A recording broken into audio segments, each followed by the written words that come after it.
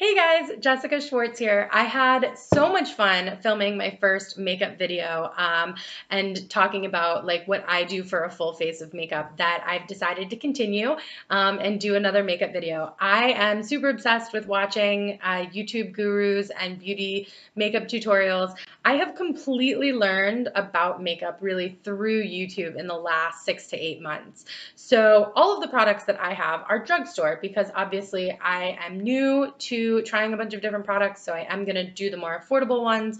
And what I've done is all of the products I've bought were pretty much recommended by different YouTubers or used by different YouTube beauty gurus.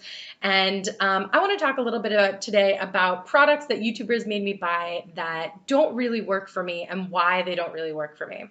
So I have a completely bare face. This is how I live my life 9 days out of 10.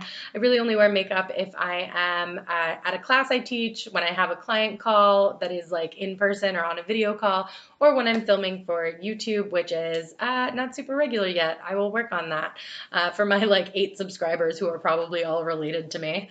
So I want to talk to you about a couple of products that just personally didn't work for me, but most of these products multiple people have used and liked. So I'm going to talk about the base first. And so the first thing I'm going to talk about is this Infallible Matte Lock. This is by L'Oreal Paris. Here's the thing. I actually like this product. I just can't tell if it's doing anything. It doesn't, my pores don't seem smaller. My face is already matte because I have pretty normal skin. It's not super shiny or particularly oily at all.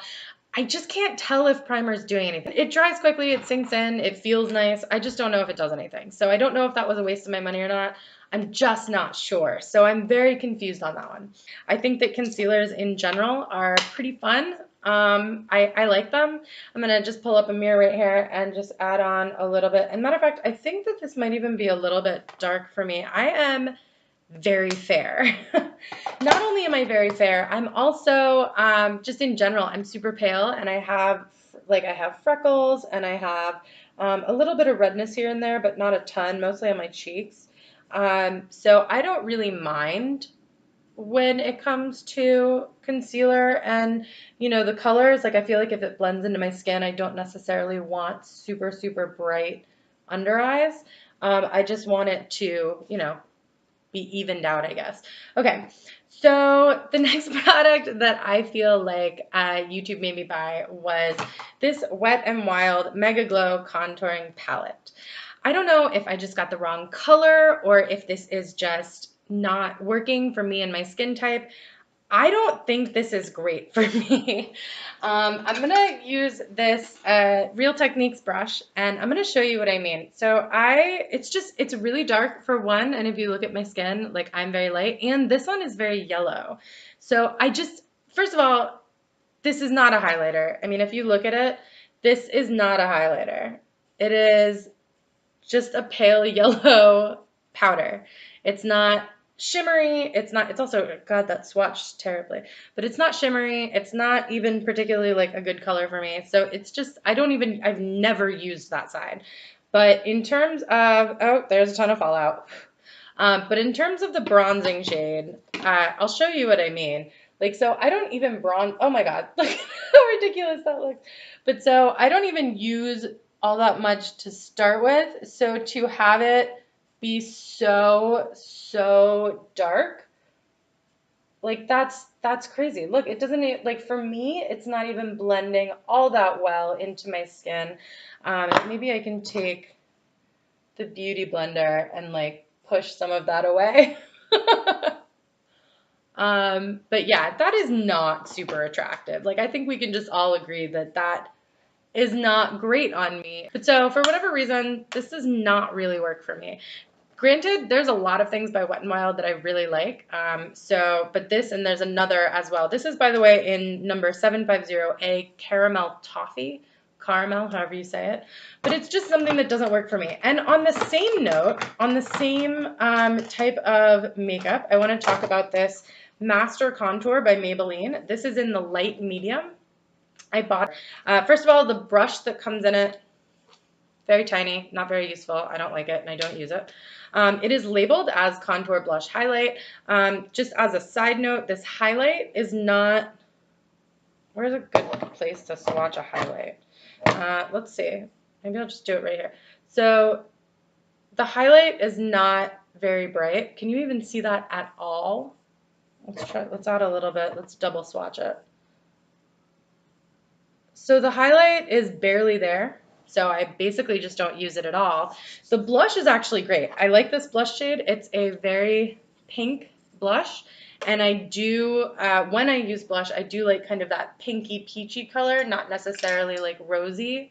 And so this is actually a Wet n Wild blush brush, or I think it's a contour brush, but I don't like it for contour because it's just super soft. I really like this blush shade. I think it's pretty. I think that I don't wear that much blush to begin with, so I don't know if I'm all that good of a judge at it, and I just put way too much on. But when it comes to this contour shade, again, it's the same thing. Like, I don't know if it's just not my color, if I'm doing it wrong, but you'll see what I mean. So this is the brown and the brown contour shade, and it really doesn't, there's not a lot of color payoff to this for me. I don't see it really when I put it on. Like, I just don't see any pigment, which is the opposite of the Wet n Wild problem. So I think maybe in a different shade or on different skin, this would be beautiful. But right now, the highlight doesn't work for me at all. The contour shade doesn't really work for me at all. But the blush shade does, and I do keep it, and I do use the blush shade. Few things that I just don't like. The Clinique, this was a gift. It is a blush stick. The same thing in a Revlon Insta Blush stick, and this, just to stay on the stick theme, this is a contour and highlight cream and liquid duo from Milani. This particular color is quite dark, as you can see. It's also incredibly creamy, and I actually don't mind the contour stick. I just tend to like the powders better. And then the other side is actually a highlighter, which I'm going to show you. The highlighter, again, not really blinding at all. Like, you can barely see it. This is, again, natural light. It's right there. I can put a little bit more on in another area. Like, it doesn't look very highlighted. It just looks like I put liquid on. Like, it's not particularly shiny. It's not particularly blinding. So this is not my favorite. And so that's pretty much everything I'm not a huge fan of when it comes to the face and complexion, except for highlighters, because I'm going to do that last. Let's go into the eye products that I'm not as big of a fan of. But first, I'm just going to bake my under eye, which I do very, very simply. And then I put the highlight on last because this is now in the way of it. And this is a Revlon translucent powder, which I actually really like, and I think it works. So I want to talk to you about eye products that I am not that huge of a fan of. And here's the thing. I actually like a lot of eye products. I think that it's because I'm not very good at them, so I'm still really learning. But for the most part, I bought these CoverGirl True Naked ones. There were a lot of people online who talked about how great they are. This is the Jewel Tone. This is the Peach Punch. So you can see those colors. And then I also have the nude set as well. There is another set that I don't have that's more on the greenish side, but I don't wear a lot of green, so I didn't get it. Ones that I love, of course, I have used it many times and I talk about it many times, is the Wet n Wild, the new formulas. But so the reason I'm not that big of a fan of these CoverGirl True Naked, first of all, I don't think the colors are all that pigmented. Secondly, I have issues blending them. And lastly, the shimmers are okay. I don't feel like the shimmers are like super shimmery, especially in the Peach Punch palette. Like, you'll see, so there's technically 1, 2, 3, 4 shimmers. So there's 1, 2, 3, 4. However, they don't really come off very shimmery. So I'll start with this light pink. Here's this light pink, and I'll just do a little swatch. And then the next one is this rose gold, and I'll show that one. Oh crap, it's like on the inside of my arm. And then the third one is this, I don't know, brown. And then the last one is like a coppery brown. So as you can see, like, they are pigmented and they show up with color, but they really don't show up as shimmers, which is really the problem here. Because I wanted them for the shimmers, especially when it's 4 out of 8 colors, I wanted the shimmer. So in this particular palette, this is the Jewels, and there is not really a transition shade. There is this matte at the second to last, it's like matte pink, and that's kind of the closest we get to a transition shade, so I will use that. As you can see, for a transition shade, it's fine, I guess. It's barely showing up at all. I can try to build that up a little bit if we think it'll do anything, but I don't. The thing is that the Jewel Tone palette has some colors that I absolutely love. For example, let's go into this purple as the transition, as like deepening the transition. So these are not all bad palettes. Like they have some really beautiful colors in them.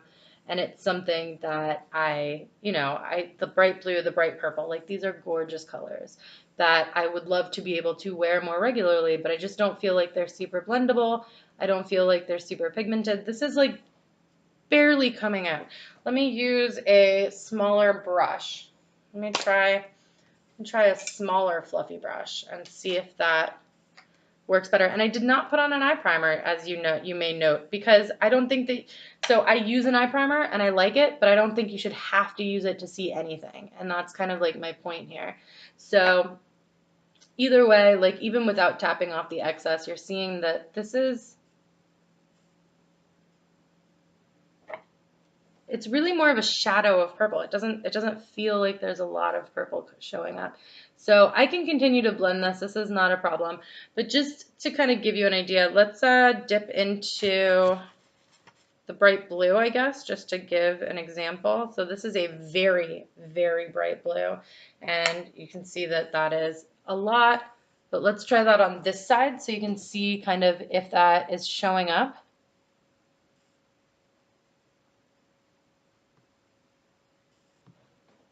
So to me, that came out very muddy. I just don't know if I'm doing something wrong here or if these colors just aren't performing for me. Maybe it's my brushes, maybe, oh God, that looks hideous. Maybe it's my brushes, maybe it's my technique. It honestly could be any of those things and not the product at all. It could 100% be completely my fault, which is fine. But as you can see, the purple at least showed up a little bit and the blue just looks muddy and terrible, so just pretend that doesn't exist. Okay, so those are the CoverGirl palettes that I'm not a huge fan of, and that's just me. Again, my experience. So just moving on, I'm going to talk a little bit about mascara. How about this mascara with high hopes? It is the Telescopic Mascara by L'Oreal. I thought this was going to be awesome. I was actually really excited about it because I've used L'Oreal mascara forever, and the wand is very, very tiny. It has really, really, really small things sticking out of it. And it's not bad, actually. It's the thing that I have found with this mascara is simply that, like, the mascara itself is good. The problem is that it doesn't dry very quickly. So what happens is I will like blink too hard or get something in my eye or I'll poke myself in the face because I'm a klutz. And instead of just being a couple of minutes, it actually takes a while to dry. And so what ends up happening is I get little black dots everywhere because it just is, it's not even like particularly lumpy. Honestly, it's a good mascara, but I have relatively long lashes and I literally just blinked a little bit. Like you just saw me blink like a normal person and I felt it transfer. Yeah, it's now underneath my eye, which of course I barely moved. So now I'm just going to take a fluffy brush, pull that off. So the reason I didn't put on any eyeliner is because I really, really like my eyeliner. I have both pencils and I have so the eyeliner that I use the most is this La Pure that I found on Amazon. The company is La Pure, and it is a felt tip eyeliner pen on one end and a stamp. I don't know if you can really see that very well, but a stamp for a cat eye wing, which I really like. I also have various other pencils, including this one is a NYX black pencil. This one is a Rimmel London felt tip, very thin tip eyeliner, which I really like. So I really like, I tend to have good luck with eyeliners. I like eyeliners quite a bit. So I'm not going to add any of that. You can see, can you see all of the like little dots of black that I now need to cover with something? I mean, concealer probably. But it's still not dry, so I'm nervous about taking care of that. Really loving right now is this Master Chrome by, I believe this is Maybelline. That one's pretty great, but I bought 2 shades of Wet n Wild Mega Glow. One is, well, Crown of My Canopy, and one is Blossom Glow. Blossom Glow is the lighter shade. It's more of like a pinky white, which I don't know if you can tell. And then the Crown of My Canopy is a rose gold. Now these look like they would be freaking awesome. They look really gorgeous in the pan. Let's do a quick swatch just on the, I guess on the side of, on my hand. So Crown of My Canopy. And this one is Blossom Glow. So they look like they'd be great. They're beautiful colors. I really like this rose gold. And honestly, when I don't know if the light is picking it up, but when I look at it in person, it looks nice, especially this Blossom Glow on the bottom. The Crown of My Canopy is, yeah, that doesn't look as nice, but I really like that color.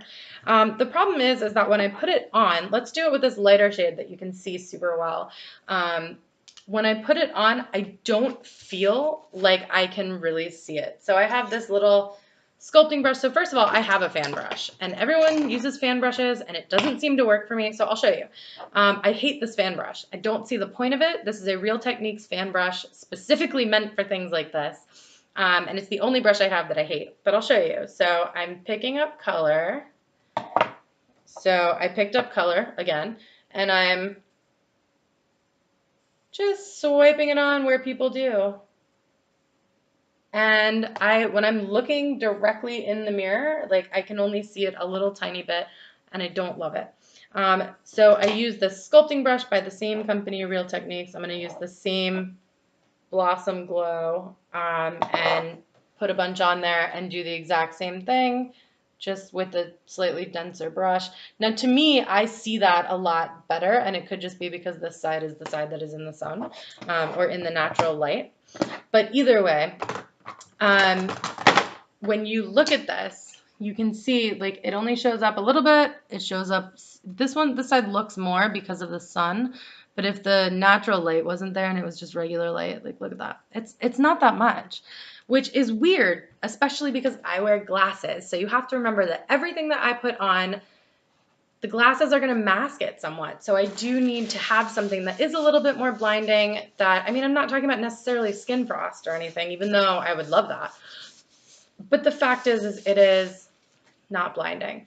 And then last but not least, I have a bunch of lipsticks. I have been on a quest to find a liquid lipstick that works. I would say probably the 2 that I purchased because of YouTube that I don't like are the Vivid Liquid Mattes by Maybelline. These were talked about quite a bit, and they come in some very pretty colors, and it's a nice size and everything. I just don't think that it looks that good. I don't think it's super matte. I feel like when it dries down, it just looks crumbly and settles into the lines. And then this other one, which is the NYX Soft Matte Lip Cream. This one looks so good when you put it on. It looks so pretty. But then the way it dries down, like I just don't like the way it looks. I'm going to put it on real quick just so you guys can see it. Also, it smells a little bit like s'mores, which is amazing.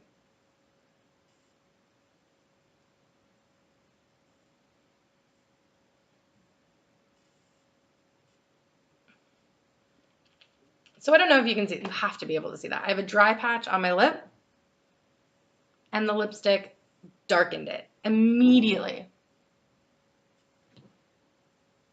Darkened it, even though the color itself is nice.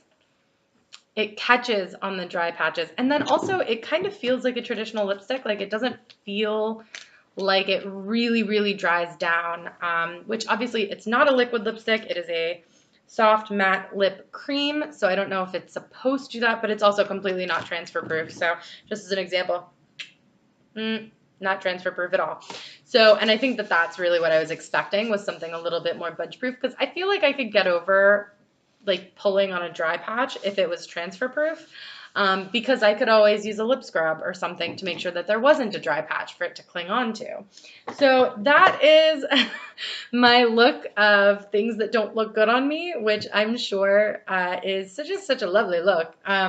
So come at me next time and we'll go on another makeup adventure, or more likely talk about freelancing and writing and stuff, which I have to go back and do.